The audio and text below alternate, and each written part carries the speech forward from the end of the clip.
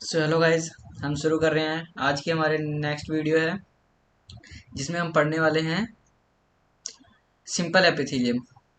Simple epithelium क्या types पढ़ेंगे, जितने भी टाइप्स होते हैं। और जो सिंपल एपिथेलियम है हमारे एपिथेलियल टिश्यू का ही जो है सब टाइप है, जिसको आज हम कंप्लीट करने वाले हैं। तो चलिए शुरू करते हैं। आज हम पढ़ रहे हैं types of epithelium. Types of epithelium, और जो हम एपिथेलियल टिश्यू, बार बार वीडियो में काफ़ी लॉन्ग वर्ड हो जाता है तो इसको हम एपिथेलियम भी पढ़ सकते हैं। दोनों का मतलब सेम ही होता है। तो जो एपिथेलियल है उसको हम आज क्लासीफाई करेंगे based on the number of layer of cells. जो सेल्स की मतलब कितनी लेयर ऑफ सेल्स में है, मतलब एक लाइन है या फिर दो लाइन है सेल्स की, तो उसके बेसिस पे हम इनको क्लासीफाई कर रहे हैं नंबर्स के बेसिस पे। तो जैसे कि ये एक सिंगल लेयर ऑफ सेल्स है तो इसे हम सिंपल एपिथेलियम कहते हैं। और वहीं पे ये जो है हमारे पास ये कंपाउंड एपिथेलियम में हमारे पास दो या फिर दो से ज़्यादा जब लेयर ऑफ सेल्स प्रेजेंट होती है बेसमेंट मेम्ब्रेन पे, तो जो है हम कंटेन करती है, तो उसे हम कंपाउंड एपिथेलियम कहते हैं। और जिसमें सिंगल लेयर ऑफ सेल्स होती है और जो बेसमेंट मेम्ब्रेन के ऊपर, तो उसे हम सिंपल एपिथेलियम कहते हैं। वहीं अभी हम टाइप्स ऑफ सिंपल एपिथेलियम मतलब कि फर्दर हम सिंपल एपिथेलियम की ही तीन टाइप्स पढ़ने वाले हैं। जैसे कि और इसको किस बेसिस पे हमने डिवाइड करना है, on the basis of the structures of cell. मतलब कि सेल्स की स्ट्रक्चर की बेसिस पे हम उनको तीन पार्ट्स में डिवाइड करते हैं। जो कि फर्स्ट वन है सिंपल स्क्वामस एपिथेलियम, फिर second one is simple cuboidal epithelium, then third one is simple columnar epithelium. तो आइए हम इसको फर्दर क्लासिफाई करते हैं सिंपल स्क्वामस एपिथेलियम को। सिंपल स्क्वामस एपिथेलियम जो है ये हमारा मिलके ये single layer of flattened cell मतलब फ्लैट जो सेल्स होते हैं उनसे मिलके बनता है, और इनकी जो बाउंड्रीज होती हैं वो इरेगुलर होती हैं। और जो ये जैसे कि हमारे पास इरेगुलर बाउंड्रीज हैं, और ये हमने सेल्स बनाए हैं, फ्लैट सेल्स हैं, बिल्कुल फ्लैट है। और इनमें इनके बीच में ये न्यूक्लियस बनाया है। और जैसे कि इन ये जो सेल्स हैं, सेल्स आर फ्लैट, मतलब जो की पॉइंट्स हैं, सेल्स इनके फ्लैट होते हैं। न्यूक्लियस जो होता है राउंड होता है, सराउंडेड न्यूक्लियस है, पर स्लाइटली मतलब फ्लैट होता है। फ्लैट सेल्स की वजह से स्लाइटली फ्लैट होता है, पर राउंड न्यूक्लियस है। और प्रेजेंट होता है सेंटर ऑफ द सेल। ये जो सेल के सेंटर में प्रेजेंट होता है न्यूक्लियस। और जो सेल्स हैं एपिथेलियम के, वो फिट होते हैं लाइक अ फ्लोर टाइल्स। जैसे हमारे घरों की टाइल्स होती हैं, वैसे ही ये सेल्स जो हैं जमीन में फिट होते हैं। मतलब कि जमीन में जैसे टाइल्स फिट होती हैं वैसे ही ये जो सेल्स हैं एपिथेलियम के, ये फिट होते हैं लाइक अ फ्लोर टाइल्स की तरह। इसलिए इन एपिथेलियम्स को हम क्या कहते हैं, पेमेंट एपिथेलियम। पेमेंट एपिथेलियम क्यों कहते हैं? पेमेंट एपिथेलियम का मतलब होता है जहाँ पे हम चलते हैं उस शेप, मतलब उस तरह के ये दिखते हैं, इस वजह से। और इनके फंक्शन क्या है? मेन फंक्शन इनका है डिफ्यूजन एंड फिल्ट्रेशन। तो डिफ्यूजन एंड फिल्ट्रेशन से हम कैसे समझ सकते हैं, आइए हम इसको नीचे समझते हैं। तो इसकी जो एग्जाम्पल है उसे हम कंटिन्यू करते हैं। सिंपल स्क्वामस एपिथेलियम की जो हमारे पास एग्जांपल थी, फर्स्ट हमारे पास थी alveoli of lungs. Alveoli of lungs क्या होता है? इसे हम एयर सैक भी कहते हैं लंग्स में। जो कि हमने ये बना रखा है, ये येलो कलर का है। इसमें हमने सिंपल स्क्वामस एपिथेलियम की मतलब जो भी सिंपल स्क्वामस फ्लैट सेल बनाए हैं, ये इसकी लेयर बना दी हमने। इसे कहते हैं एल्वियोलाई या फिर एयर सैक। जिसके अंदर क्या होता है हमारे पास, जो हम इंस्पायर करते हैं ऑक्सीजन, वो हमारे पास यहाँ पे कंसंट्रेशन इसके अमाउंट में ज़्यादा हो जाती है। और हमने नीचे ही उसके बना रखा है रेड कलर में, जो मतलब रेड कलर में ये जो हमने स्क्वामस एपिथेलियम बनाया है, ये ब्लड कैपिलरीज है। इस इनके बीच में क्या है, हमारा ब्लड फ्लो करता है। यहाँ पे हमने जब इंस्पायर किया तो हमारे पास ऑक्सीजन की कंसंट्रेशन ज़्यादा थी, वो हमारी डिफ्यूज़ करके थ्रू सेल मेम्ब्रेन जो हमारे पास ये है डिफ्यूज़ कर गई, और कहाँ चली गई? ब्लड में। जो कि हीमोग्लोबिन कैरी करके जो हमारे डिफरेंट पार्ट्स में बॉडी के पहुँचाता है। और यहाँ पे ब्लड के थ्रू जो हमारे पास कार्बन डाइऑक्साइड जब नीचे आता है, तो यहाँ पे हमारे पास कार्बन डाइऑक्साइड की कंसंट्रेशन ज़्यादा हो जाती है, जिसके थ्रू क्या करता है, कार्बन डाइऑक्साइड जो डिफ्यूज़ करके बाहर चला जाता है और एक्सपायर कर देते हैं हम उसे। और उसके बाद हमारे पास जो सेकंड एग्जांपल थी, ये हमारे पास थी wall of the blood vessels. Blood vessels की वॉल्स में प्रेजेंट होता है स्क्वामस एपिथेलियम। जैसे कि हमारे पास आर्टरी और वेन्स हो गई। आर्टरी और वेन्स की एग्जांपल ले रहे हैं तो हमने क्या है इसमें सिंपल स्क्वामस ही नहीं होता, और भी होती हैं लेयर्स। जैसे कि हमारे पास सबसे ऊपर होती है कनेक्टिव टिश्यू, और उसके नीचे हमारे पास स्मूथ मसल्स होते हैं। उसके नीचे हमारे पास स्क्वामस एपिथेलियम की जो है लेयर होती है, इनर वॉल लेयर होती है, जिसके अंदर हमारा ब्लड फ्लो कर रहा होता है। और हमने क्या बात की थी? कैपलरी। कैपलरी जो है वो सिंपल स्क्वामस एपिथेलियम की ही बनी होती हैं। उनमें ना कनेक्टिव टिश्यू ना स्मूथ मसल, कोई और जो है टिश्यू प्रेजेंट नहीं होता है। इसमें सिर्फ सिंपल स्क्वामस एपिथेलियम की ही बनी होती है, जिसकी वजह से जो है हम ब्लड कैपलरीज को कभी कभार एंडोथीलियम भी कह देते हैं, इसका अनदर नेम है। देन हमारे पास सेकंड एग्जांपल जो थी थर्ड एग्जाम्पल हमारे पास है बोमन्स कैप्सूल की। बोमन्स कैप्सूल क्या करता है, फिल्ट्रेशन में हमारी हेल्प करता है।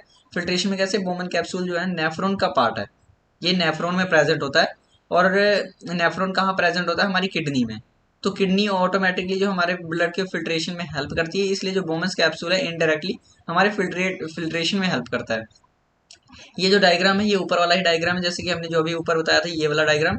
ये ऊपर कम्प्लेक्स बनाया इसलिए नीचे वापस से बनाया गया है। जैसे कि हमारे पास जो येलो कलर की ये लेयर थी, हमारे पास ए एल्वोलाई या फिर एयर सैक था, जिसके अंदर हमारे पास इंस्पायर की ऑक्सीजन थी, कंसंट्रेशन ज़्यादा होने के कारण नीचे आ जाती है ब्लड में। और जो है ये यहाँ पे ये हमने पास ब्लड कैपिलरीज में जो हमारे पास ब्लड फ्लो कर रहा था उसके साथ जो कार्बन डाइऑक्साइड आ जाती है, डीऑक्सीजनेटेड ब्लड। तो कार्बन डाइऑक्साइड यहाँ पे ज़्यादा होने के कारण ये जो डिफ्यूजन बाउंड्री के थ्रू बाहर डिफ्यूज कर जाते हैं और एक्सपायर कर देते हैं थ्रू बॉडी। देन हमारे पास जो है सेकेंड टाइप है, जो सिंपल हम एपिथेलियम पढ़ रहे हैं उसका सेकंड टाइप हमारे पास सिंपल क्यूबॉइडल एपिथेलियम है। ये जो क्या है, ये किससे मिलके बनते हैं, single layer of cube like cells. इनमें जो है सिंगल लेयर ऑफ सेल्स मतलब सिंगल लेयर्स ऑफ सेल्स से मिलके बनते हैं, बट जो इनके सेल्स होते हैं वो क्यूब शेप के होते हैं, इसलिए इन्हें क्यूबॉइडल एपिथेलियम कहा जाता है। और जैसे कि हमने पेज ये बेसमेंट मेम्ब्रेन बनाई है, इसके ऊपर हमने 3 सेल्स बनाए जिनके अंदर हमने न्यूक्लियस बनाया। तो इनका जो न्यूक्लियस होता है वो सेंटर पे प्रेजेंट होता है और राउंड न्यूक्लियस होता है। इनका मेन फंक्शन जो है सिक्रीशन और एब्जॉर्प्शन इनका मेन फंक्शन है। जैसे कि हम समझ सकते हैं सिक्रीशन होता क्या है। जैसे कि हमने सेल बनाया, सेल के अंदर जैसे कि न्यूक्लियस, इनके अंदर ये लोग कोई मतलब जैसे कि सिंथेसाइज कर रहे हैं, जैसे कि एग्जाम्पल के तौर पे कोई भी ये स्लाइवा या फिर म्यूकस कुछ भी ये सिंथेसाइज करते हैं, और सिंथेसाइज करने के बाद क्या करेंगे, सीक्रेट आउट कर देंगे, बाहर निकाल देंगे। और कुछ ही सेल्स ऐसे होते हैं जो कि क्या करते हैं, जो बाहर फ्लूइड मतलब मिलता है उनसे क्या करते हैं, एब्जॉर्ब कर लेते हैं। तो ये हमारे कहाँ प्रेजेंट होते हैं, मेनली क्यूबॉइडल एपिथेलियम हमारे डक्ट ऑफ ग्लैंड्स में प्रेजेंट होते हैं, और ये tubular part of nephron DCT उसमें प्रेजेंट होते हैं। तो आइए हम इसे डायग्राम की मदद से समझते हैं। जैसे कि हमारे पास है ये सम ग्लैंड्स, कुछ ग्लैंड्स में क्या होता है, कुछ ग्लैंड्स में ये कुछ ही ग्लैंड्स में पाए जाते हैं। और ग्लैंड्स में मेनली कितने पार्ट्स होते हैं, 2 पार्ट्स में ग्लैंड्स को हम डिवाइड कर सकते हैं। जैसे ग्लैंड का 2 पार्ट्स होते हैं, एक ग्लैंडुलर पार्ट होता है, एक होता है डक्ट। तो ये जो हमारे पास ग्लैंडुलर पार्ट होता है ये हमारे पास मेन पार्ट होता है, जहाँ पे क्या है, जो हमारे पास जो है स्लाइवा, जैसे कि कोई भी चीज़ सिंथेसाइज होती है, यहाँ पे मान लीजिए हमारा स्लाइवा जो है सिंथेसाइज हो गया है, और ये क्यूब लाइक्स ये जो हमने साइड साइड में सेल्स बनाए ये क्यूबॉइडल सेल्स हैं, इसके अंदर हमारा स्लाइवा सिंथेसाइज हुआ। पर इसकी जरूरत जहाँ पे है, जब तक यह वहाँ पे पहुंचेगा नहीं तब तक इसका कोई मतलब नहीं।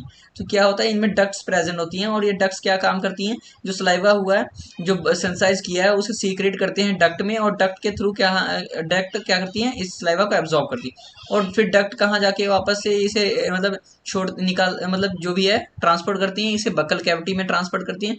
क्योंकि जो हमारा स्लाइवा है ये हमारे जो भी है फूड के डाइजेशन में और फूड को तोड़ने के लिए ये हमारा स्लाइवा बहुत रिक्वायर्ड होता है बकल कैविटी में। तो बकल कैविटी में इसकी जरूरत है, तो ये बकल कैविटी में डक्ट इसे ले जाता है मतलब ट्रांसपोर्ट करता है। और जो हमारे पास नेफ्रॉन था मतलब नेफ्रॉन नेफ्रॉन हमारा किडनी में प्रेजेंट होता है। ये हमने नेफ्रॉन का स्ट्रक्चर बनाया है। तो इसमें हमारा जो ऊपर वाला पोर्शन होता है ये हमारे पास बोमेंस कैप्सूल होता है, जो हमारे पास स्पाइरल शेप का है, ये हमारे पास पीसीटी कहते हैं इसको, प्रोएक्सिमल कन्वोल्यूटेड ट्यूब्यूल। और जो हमारे पास यू शेप का जो ये स्ट्रक्चर है इसे हम लूप ऑफ हेनले कहते हैं। तो और जो नेक्स्ट हमारे पास स्पाइरल शेप का ये जो स्ट्रक्चर है इसे हम डीसीटी कहते हैं, जो कि डिस्टल कन्वोल्यूटेड ट्यूब्यूल। और ये सिंपल क्यूबॉइडल एपिथेलियम के सेल से ही मिलके बनता है। और जैसे कि हम नेक्स्ट अब पढ़ने जा रहे हैं, नेक्स्ट टाइप है ये सिंपल एपिथेलियम की, जिसे हम कहते हैं सिंपल कोलमनार एपिथेलियम।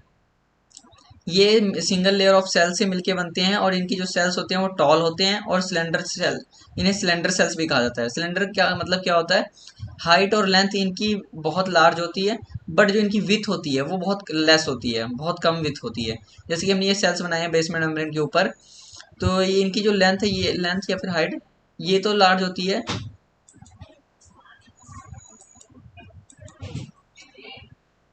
तो जैसे कि हमने ये सेल्स देखे थे ये लॉन्ग होते हैं, मतलब कि इनकी विड्थ बहुत कम होती है। अब जो कि ये न्यूक्लियस जो हमने न्यूक्लियस बीच में बनाया है, ये न्यूक्लियस इलोंगेटेड होते हैं और प्रेजेंट होते हैं basal part of the cell, cell की बेजल पार्ट में, मतलब कि लोअर जो सेल की लोअर पार्ट है उसमें प्रेजेंट होते हैं। और ये इनका मेन फंक्शन होता है सीक्रेशन और एब्जॉर्प्शन। और ये कहाँ प्रेजेंट होते हैं, हमारी लाइनिंग ऑफ द स्टमक और लीवर में प्रेजेंट होते हैं। और इन्हीं में क्या है सेल्स में, जैसे कि हमने ये बेसमेंट मेम्ब्रेन के ऊपर ये सेल्स बनाई थी, ये अटैच होती हैं, मतलब जो सेल्स हैं ये अटैच है बेसमेंट मेम्ब्रेन से, इनके बीच में न्यूक्लियस है, इनके ऊपर जो फ्री सरफेस होती है, और ये इनमें मॉडिफिकेशन हो जाती है कभी कभार। तो मॉडिफिकेशन होती भी किन में है, सिर्फ किन में देखने को मिलती है हमें, सिंपल क्यूबॉइडल या फिर सिंपल कॉलमनार एपिथेलियम में ही देखने को मिलती है। और ये मॉडिफिकेशन होने के बाद क्या होता है, ये सेल्स हैं, सेल्स के ऊपर ऐसे फोल्डिंग्स ऑफ प्लाज्मा मेम्ब्रेन बन जाती हैं जिन्हें हम माइक्रोविलाइज कहते हैं। और माइक्रोविलाइज को जब हम ओपन करते हैं तो ये इतने मतलब इतना लार्ज साइज में ओपन हो जाती है, मतलब कि सरफेस एरिया इंक्रीज करती है, जैसे पहले इतना था इतने साइज में हो गई। तो ये फोल्डिंग्स को ओपन करने में, तो फोल्डिंग्स क्या काम करती हैं, जिन्हें माइक्रोविलाई कहते हैं, इन्हें सरफेस एरिया इंक्रीज करती हैं, जिससे क्या है हमारी एब्जॉर्प्शन कैपेसिटी बढ़ जाती है। और जैसे कि हमने डायग्राम की मदद से समझ सकते हैं कि जो हमने ये बनाए थे सेल्स, ये सेल्स के ऊपर ऐसी फोल्डिंग्स प्रेजेंट होती हैं। तो फोल्डिंग्स को क्या कहते हैं, माइक्रोविलाई। और माइक्रोविलाई क्या चीज़ है, फोल्डिंग्स हैं हमारे पास प्लाज्मा मेम्ब्रेन की। और जिन भी सेल्स के ऊपर ऐसी मॉडिफिकेशन माइक्रोविलाई की देखी जाती है उन्हें हम ब्रश बॉर्डर एपिथेलियम कहते हैं। जैसे कि हम समझ सकते हैं, जैसे कि हमने एक सेल लिया है, सेल के बीच में हमने मान लिया 1 लीटर पानी है, पानी वैसे नहीं होता, समझने के लिए 1 लीटर हमने पानी लिया है, वैसे ही माइक्रोविलाई जिनमें प्रेजेंट होगी उसमें 20 लीटर पानी आएगा। इसका कैसे समझते हैं, सरफेस एरिया इंक्रीज करते हैं कितना, 20 टाइम्स। तो और माइक्रोविलाई इससे क्या होता है, माइक्रोविलाई जो है हमारी इंक्रीज करती है एब्जॉर्प्शन कैपेसिटी। तो इसी की सेकंड मॉडिफिकेशन हमारे पास है सीलिया, जो कि हम पढ़ेंगे नेक्स्ट क्लास में। तब तक के लिए बाय। और प्लीज़ अपना सपोर्ट हमारे साथ बनाए रखिए। Please subscribe my channel and press the like button. So तब तक के लिए थैंक यू।